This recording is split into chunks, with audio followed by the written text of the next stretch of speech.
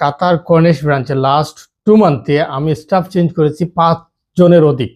পৃথিবীর যে কোনো দেশে আপনি যান, গ্রিস যান, হাঙ্গেরি যান, যোগ্যতার ভিত্তিতে স্যালারি চান, ইনশাআল্লাহ স্যালারি পাবেন। অপারেটর হিসাবে যে নিয়োগ হবে সে সম্পূর্ণ ভিজিট ভিসার প্রসেস জানতে হবে। সে যদি সম্পূর্ণ ভিজিট ভিসার প্রসেস না জানে তাহলে তাকে আমি দেখার জন্য রাখবো নাকি? আসসালামু আলাইকুম প্রিয় সুধী, সবাই কেমন আছেন? কাতার কর্নিশ ব্রাঞ্চে লাস্ট 2 মান্থে আমি স্টাফ চেঞ্জ করেছি 5 জনের অধিক। কেন?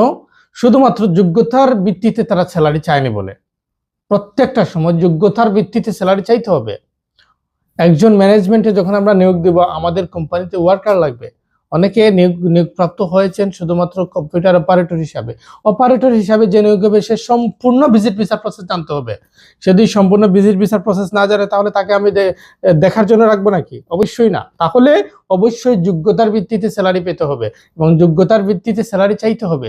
পৃথিবীর যে কোনো দেশে আপনি যান, গ্রিস যান, হাঙ্গেরি যান, যোগ্যতার ভিত্তিতে স্যালারি চান, ইনশাআল্লাহ স্যালারি পাবেন। কোম্পানি আপনাকে রাখার জন্য আমি লাস্ট একজন ম্যানেজমেন্ট, আমার কর্নিশ ব্রাঞ্চে একজন ম্যানেজমেন্টের লোক রাখার জন্য আমি কয়েকবার রিকোয়েস্ট করেছি, স্যালারি একটু কম দিয়েছি এবং কয়েকবার রিকোয়েস্ট করেছি যে আপনি থাকুন, আপনার বেনিফিটেড হবেন। বিকজ অফ কেন?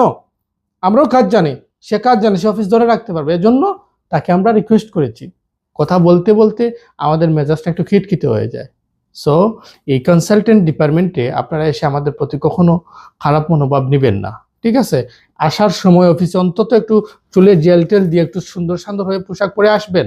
এটা কোনো না আপনার, এটা আপনি কিসে আসতেছেন? কনসালটেন্ট ডিপার্টমেন্ট, কনসালটেশন একটা অফিসে আসতেছেন।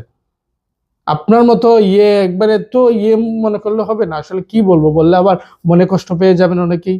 সো এই কথাগুলো বুঝেন, আপনারা একটু সুন্দর সুন্দর পরিপাটি হয়ে আসেন।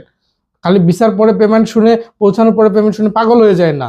বেলারুশে শুধুমাত্র ভিসার পরে পেমেন্ট, আর কোনো দেশে এখন ভিসার পরে পেমেন্ট নাই। ঠিক আছে, ধন্যবাদ, আল্লাহ হাফিজ।